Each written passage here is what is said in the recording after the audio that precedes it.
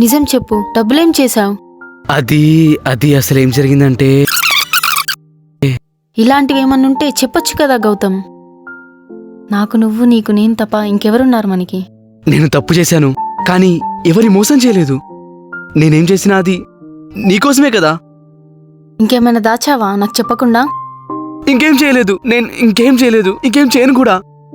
వదిలేసే, ఆ డబ్బుల గురించి మర్చిపో. ఇంకోసారి ఇలాంటి తప్పులు చేయకు.